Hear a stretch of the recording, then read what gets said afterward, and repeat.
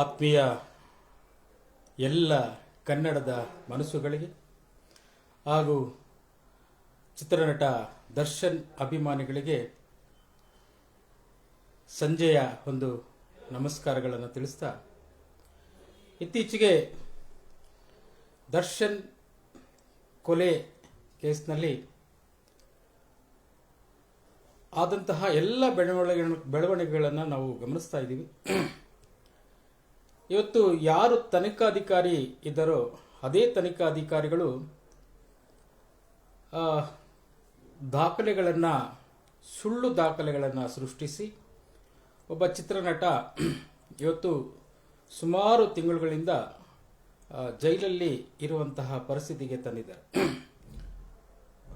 ಅದರ ಹಿಂದೆ ಯಾವುದೇ ಉದ್ದೇಶ ಇರಬಹುದು, ಆದರೆ ತನಿಖಾಧಿಕಾರಿಗಳು, ಪೊಲೀಸ್ ಅಧಿಕಾರಿಗಳು ಯಾವ ರೀತಿ ಸುಳ್ಳು ದಾಖಲೆಗಳನ್ನು ಸೃಷ್ಟಿ ಮಾಡಿ ಒಬ್ಬ ನಾಯಕ ನಟನನ್ನು ಜೈಲಲ್ಲಿ ಕೊಳೆಯುವಂತಹ ಪರಿಸ್ಥಿತಿಗೆ ತಂದಿಟ್ಟಿದ್ದಾರೆ. ಇದರ ಬಗ್ಗೆ ಇವತ್ತು ಅನೇಕ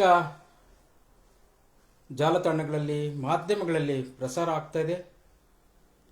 ಸುಳ್ಳು ದಾಖಲೆಗಳನ್ನು ಸೃಷ್ಟಿ ಮಾಡಿದಂತಹ ಏನಿವತ್ತು ಇನ್ಸ್ಪೆಕ್ಟರ್ ಗಿರೀಶ್ ನಾಯಕ್ ಇರ್ಬೋದು, ACP ಚಂದನ್ ಕುಮಾರ್ ಇರ್ಬೋದು, ಇವರುಗಳು ಕೂಡಲೇ ಅಮಾನತಾಗಬೇಕು. ಯಾಕಂದರೆ ಇವತ್ತು ರಕ್ಷಣೆ ನೀಡಬೇಕಾದಂತಹ ಪೊಲೀಸ್ ಅಧಿಕಾರಿಗಳು ರಕ್ಷಣೆ ನೀಡುವಲ್ಲಿ ವಿಫಲರಾಗ್ತಾ ಇದ್ದಾರೆ.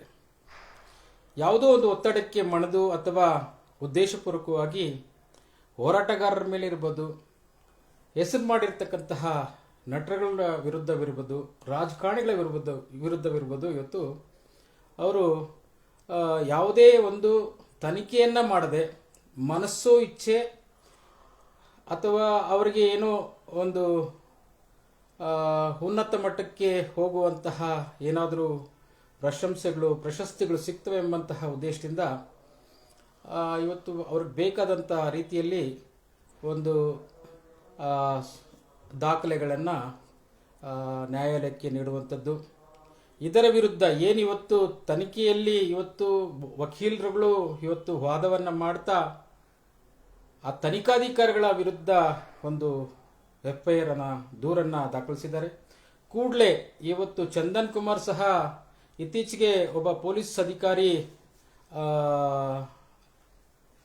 ಲೋಕಾಯುಕ್ತ ಬಲೆಗೆ ಸಿಕ್ಕಿದಾಗ 20 ಲಕ್ಷ ಲಂಚದ ಒಂದು ಆರೋಪದಲ್ಲಿ ಚಂದನ್ ಕುಮಾರ್ ಹೆಸರು ಸಹ ಇತ್ತು. ಕೂಡಲೇ ಯಾವುದೇ ಒಬ್ಬ ಅಧಿಕಾರಿ ಆರೋಪ ಬಂದಿದ ತಕ್ಷಣ ಅವರನ್ನ ಅಮಾನತುಗೊಳಿಸಬೇಕು ಅಥವಾ ಅವರೇ ರಾಜೀನಾಮೆ ಕೊಡಬೇಕು. ಇದ್ಯಾವುದು ಆಗ್ತಾ ಇಲ್ಲ. ಒಬ್ಬ ಹೋರಾಟಗಾರನಿಗೆ ಏನಾದರೂ ತೊಂದರೆ ಆದರೆ ಅಥವಾ ಹೋರಾಟಗಾರನ ಮೇಲೆ FIR ಆದರೆ ಯಾವ ರೀತಿ ಕ್ರಮ ತೆಗೆದುಕೊಳ್ತಾರೆ ಪೊಲೀಸ್ ಅಧಿಕಾರಿಗಳು? ನಾವು ಸಹ ತಪ್ಪು ಮಾಡಿದ ತಕ್ಷಣ ಅಥವಾ ತಪ್ಪು ನಮ್ಮ ಮೇಲೆ ಆರೋಪಗಳು ಬಂದ ತಕ್ಷಣ ನಾವು ಸಹ ಕಾನೂನಿಗೆ ತಲೆ ಬಾಗ್ತೀವಿ. ಕೂಡಲೇ ಇವತ್ತೇನು ಕಾನೂನನ್ನ ರಕ್ಷಣೆ ಮಾಡಬೇಕಂತ ಪೊಲೀಸ್ ಅಧಿಕಾರಿಗಳು ಇವತ್ತು ಜವಾಬ್ದಾರಿಯನ್ನು ಮರೆತು ಕರ್ತವ್ಯ ಲೋಪವನ್ನು ಎಸಗಿರ್ತಕ್ಕಂಥದ್ದು ನಾವೆಲ್ಲ ಗಮನಿಸಿದ್ದೀವಿ. ಇಡೀ ದರ್ಶನ್ ಅಭಿಮಾನಿಗಳಲ್ಲಿ ಕೇಳ್ಕೊಳ್ಳೋದೇನೆಂದರೆ, ತಪ್ಪು ಯಾರೇ ಮಾಡಿರಲಿ ಶಿಕ್ಷೆ ಆಗಬೇಕೆಂಬಂಥದ್ದು ನಾವೆಲ್ಲ ಅರ್ತಿದ್ದೀವಿ. ಆದರೆ ಇವತ್ತು ದರ್ಶನ್ ವಿರುದ್ಧವಾಗಿ ಸುಳ್ಳು ದಾಖಲೆಗಳನ್ನು ಸೃಷ್ಟಿ ಮಾಡಿರ್ತಕ್ಕಂತಹ ಈ ACP ಚಂದನ್ ಮತ್ತೆ ಆ ಭಾಗದ ಗಿರೀಶ್ ನಾಯಕ್, ಇನ್ಸ್ಪೆಕ್ಟರ್ ಗಿರೀಶ್ ನಾಯಕ್ ಕೂಡಲೇ ಅವರು ಕರ್ತವ್ಯದಿಂದ ಹೊರಬರಬೇಕು.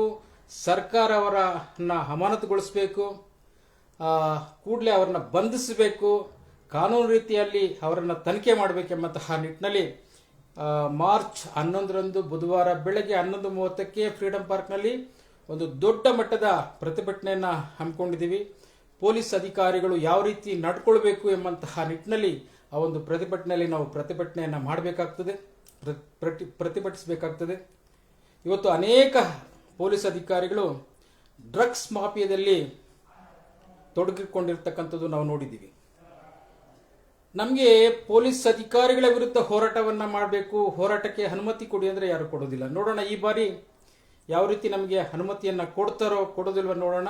ಆದರೂ ACP ಚಂದನ್ ಮತ್ತು ಪೊಲೀಸ್ ಇನ್ಸ್ಪೆಕ್ಟರ್ ಗಿರೀಶ್ ನಾಯಕ್ ಅವರ ಅಮಾನತಿಗಾಗಿ ಮಾರ್ಚ್ 11ರಂದು 11:30ಕ್ಕೆ ಫ್ರೀಡಂ ಪಾರ್ಕ್ನಲ್ಲಿ ದೊಡ್ಡ ಮಟ್ಟದ ಒಂದು ಪ್ರತಿಭಟನೆಗೆ ಕರೆಯನ್ನು ಕೊಡ್ತಾ ಇದ್ದೀವಿ. ತಾವೆಲ್ಲ ಕನ್ನಡ ಹೋರಾಟಗಾರರು, ದಲಿತ ಪರ ಹೋರಾಟಗಾರರು, ಚಾಲಕ ಪರ ಹೋರಾಟಗಾರರು, ಮಹಿಳಾ ಪರ ಹೋರಾಟಗಾರರು, ಕಾರ್ಮಿಕ ಪರ ಹೋರಾಟಗಾರರು, ದರ್ಶನ್ ಅಭಿಮಾನಿಗಳು, ಹೀಗೆ ಎಲ್ಲ ಕನ್ನಡ ಪರ ಚಿಂತಕರು ಒಂದು ಪೊಲೀಸ್ ಅಧಿಕಾರಿಗಳ ದೌರ್ಜನ್ಯವನ್ನ ಖಂಡಿಸಿ ಅವ್ರು ಮಾಡ್ತಾ ಇರತಕ್ಕಂತಹ ಎಲ್ಲ ಕೆಲಸಗಳು ಒಳ್ಳೆಯದಲ್ಲ, ಮಾಡ್ತಾ ಇರತಕ್ಕಂಥ ಕೆಲಸಗಳಲ್ಲಿ ಸಹ ಲೋಪದೋಷಗಳು ಕಂಡು ಬಂದಲ್ಲಿ ನಾವು ಅವರನ್ನು ಖಂಡಿಸಿ ಕೇಳಬೇಕಾದ್ದು ಸಾರ್ವಜನಿಕರ ಹಾಗೂ ಹೋರಾಟಗಾರರ ಕರ್ತವ್ಯ.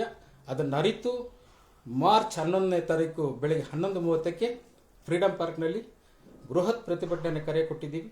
ದಯವಿಟ್ಟು ಎಲ್ಲರೂ ಬರಬೇಕು. ಎಲ್ಲ ಅಭಿಮಾನಿಗಳು, ಹೋರಾಟಗಾರರು ಆಗಮಿಸಿ ಆ ಇಬ್ಬರು ಅಥವಾ ಅವರ ತನಿಖಾ ತಂಡದಲ್ಲಿರ್ತಕ್ಕಂಥ ಎಲ್ಲ ಅಧಿಕಾರಿಗಳನ್ನು ಅಮಾನತುಗೊಳಿಸಬೇಕೆಂಬಂತಹ ನಿಟ್ಟಲ್ಲಿ ಒಂದು ಆಗ್ರಹವನ್ನು ಮಾಡೋಣ. ಸರ್ಕಾರಕ್ಕೆ ಒತ್ತಾಯಿಸೋಣ.